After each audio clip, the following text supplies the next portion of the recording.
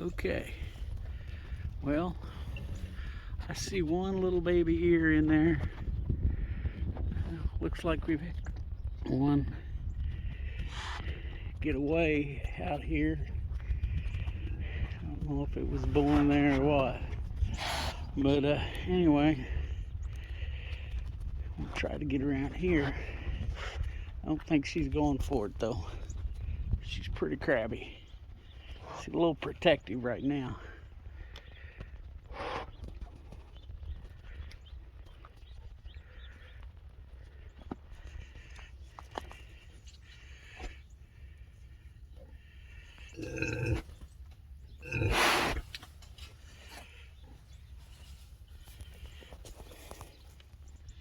Okay, so I'm gonna get out of here.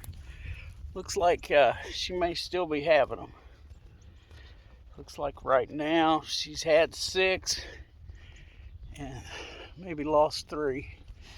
But I don't know. I'm gonna go away and leave her alone. So that's where we're at right now. I saw 3 alive. I don't know. The one little one, it was just way out of where it should have been. So I don't know whether she had it there and then went in and laid down in the shelter or what, or if it just got out there. It was pretty clean, so I don't know. It looked pretty clean anyway.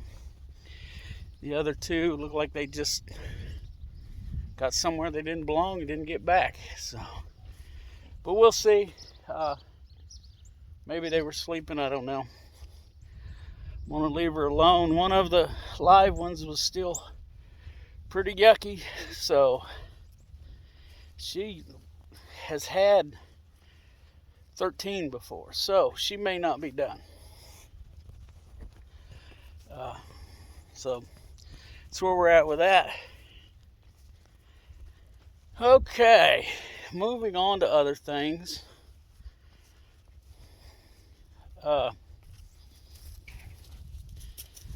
Opal is a nuisance. She's messing around here. Get down. But anyway, I saw this morning where the Colonial Pipeline is down again.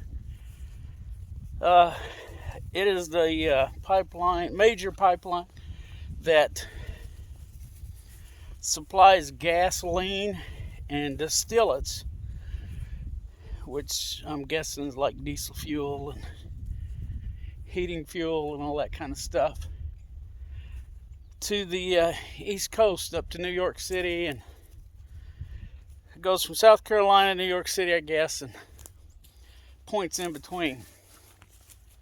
But it is down again, and because of a leak this time. So you folks on the East Coast, and it's supposed to be back up Saturday. So you folks on the East Coast, get ready. Your fuel prices are going to go through the roof. And it will probably affect everyone else in the rest of the country.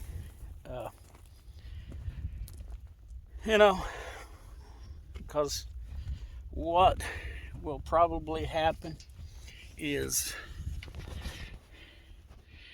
the gas companies will, whether on purpose or forced to by our government, I don't know, but they will divert fuel from other places. They'll truck it in if they feel they need to. But prices will go up no matter what. So be prepared for that. And everybody's all been out of shape. I guess not everybody, but a lot of people, a lot of talk on Facebook and YouTube and everything about this situation in the House of Representatives with the Speaker of the House. Okay? The House of Representatives is supposed to move slow. That's why there's so many members there, or one of the reasons. They aren't supposed to get things done fast. It is designed to slow government down. And I think nowadays the government needs to be slowed down a little bit. But it's not a big deal, folks. And this isn't even historical. I mean, multiple votes have happened on several occasions, and the record's 138 votes. So relax, it's no big deal. You know, they will get it figured out. Then they'll get back to screwing the rest of us over. But for now, look at it this way. They're not getting anything done, which means the only thing it's costing us is their wages. So, you know, like I said, don't get excited about all this. I mean, you know, now 6 months from now, if we're still without a speaker, then yeah, we might want to get worried. But for now, it's no big deal. It's just that certain members of the House of Representatives are wanting change, and I like the change they want, which, you know, that's just my opinion. Everyone's entitled to their own. And they're, you know, some call it grandstanding. I don't know. I call it doing what they were sent up there to do, you know, to make things change for the better.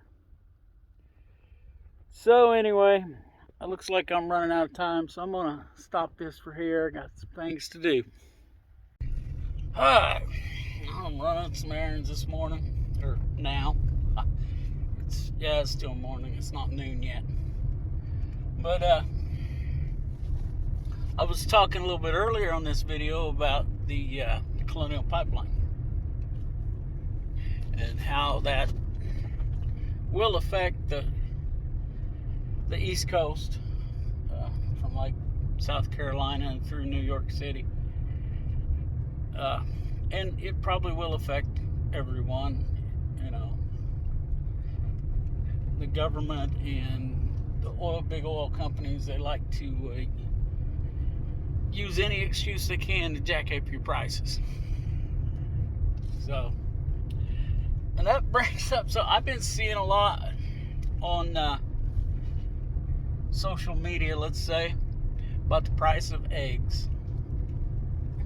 And this is something that just, people complaining about it, just, I find funny. There was a point when we had eggs running out of our ears. When our chickens first started laying, and people wouldn't buy those eggs at $2 a dozen. A lot of the reason why is because they were still cheaper at Walmart. They wouldn't buy them from us then. And people knew we had eggs and that we would sell them.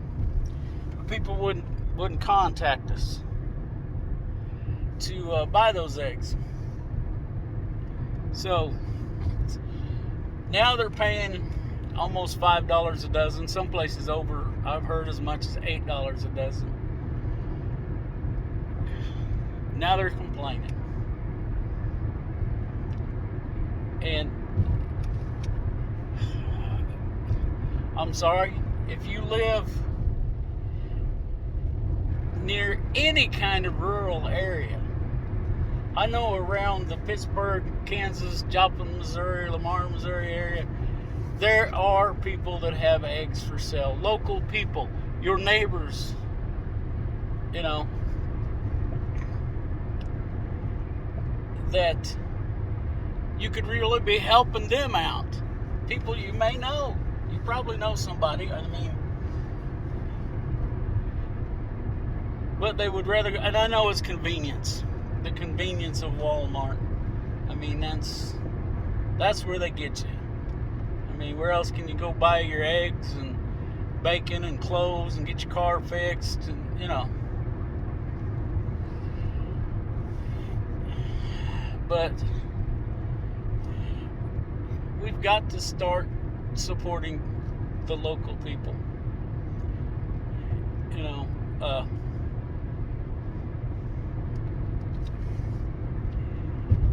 just find somebody close to you. You know somebody that raises beef? Go talk to them. They'll probably sell you one. I know most people get sticker shock. And that's a problem because it's really no more expensive than buying from Walmart, especially nowadays. And they could probably really use it. A guy I substitute bus drive for, I take his route quite often. I was talking to him the other day when I drove the bus, because I was driving his route, he drove a different one. Since we lost our little heifer calf, I just happened to think, and I asked him, hey, did you lose any calves in that cold weather? He kind of looked at me sideways with a really disgusted look on his face. He said, I lost cows. He said, I got bit big time. And he just shut up. And I didn't pursue it because, that's probably a sore subject. You're out here, you're doing things, you're working, trying to make things happen, and something like that happens. And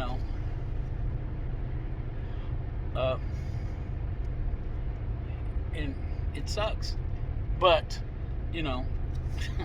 there's someone that could use some of his neighbors, maybe buying a calf from him, or buy even a butcher cow, have him, go talk to somebody like that, and I'm sure they'll sell you one, and you may be able to pay it out on payments. I do that a lot. I have a price that I ask for a live hog to go to the processor because, the government won't let me sell cuts, but when people get sticker shock, and then I tell them, look, you don't have to pay me completely up front. You put a $50 deposit down, and you pay the rest out between now and the time they go to the processor. And then you go pay the processor. And I give them an idea of, what they're going to need. And, and I pick up a few customers that way. But, and that helps both of us. It gives me a little bit of cash flow for that 6 months I'm raising that pig. And it gives them the opportunity to get some good quality, some good tasting, quality, healthy pork in their freezer. And you can buy from a local guy. You can probably, if he doesn't want you walking around on his farm, he won't have a problem with you driving down the road and seeing how he raises his cows. It's like this guy that I know there, that his are all pasture raised. They're all out on pasture, and he supplements hay in the wintertime, and I think he has some chopped silage he feeds in the wintertime. But you can go out and see the conditions your cow is raised in.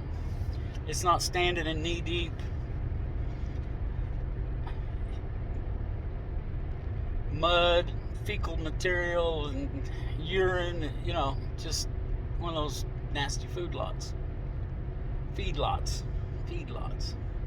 which is where most of your stores actually get their meat from. Remember, there's only like 4 major meat producers in any of the 3 big meat industries, whether it be beef, poultry, or pork.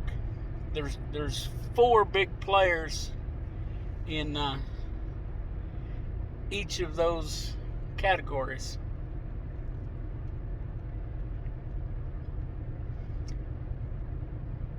So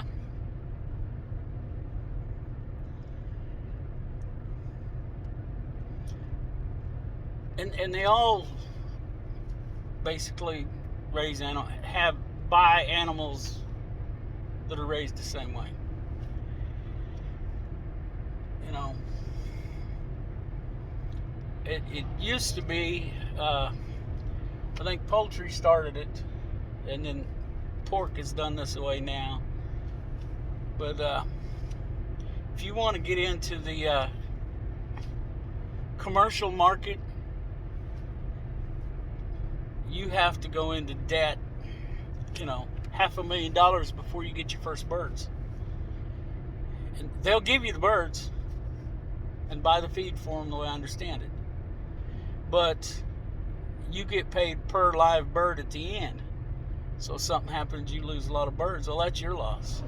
They're not going to take that loss. And every so often, those houses have to be updated. And it's just not as healthy. Find somebody local. But get ready. This pipeline closing down is going to cause everything to go up. Just be prepared. So I think I'm going to stop for now. I'm getting ahead into town here.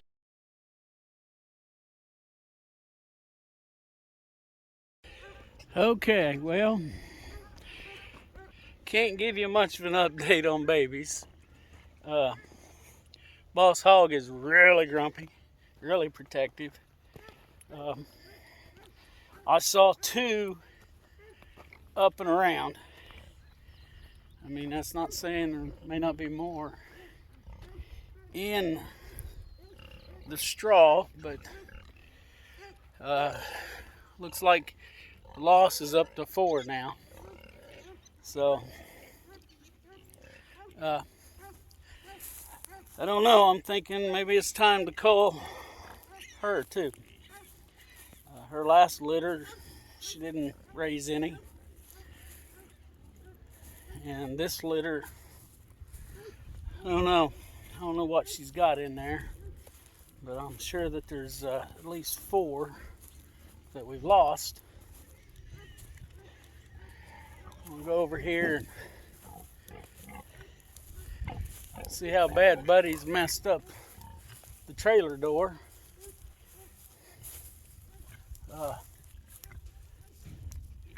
Pigs tear up everything.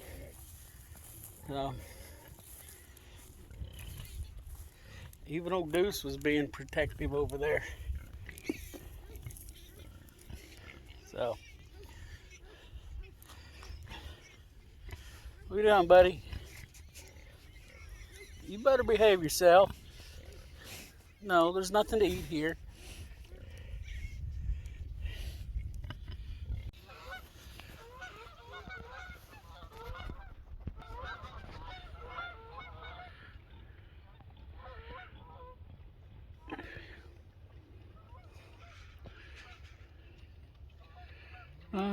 Well, I was trying to record some geese going over, but my quick video skills aren't too good.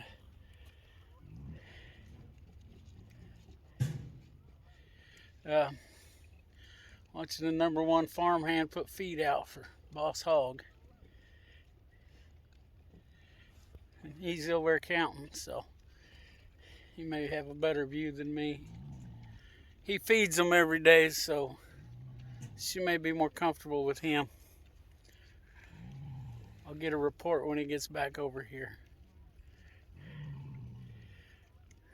as to what he saw. Okay, well, the #1 farmhand's count is the same as mine.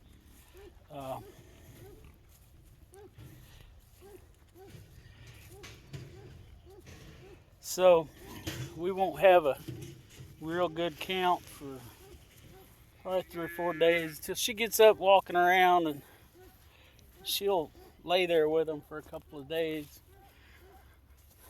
just resting up. And we put food out so she doesn't have to get very far. But yep, I'm afraid we may be culling her before long.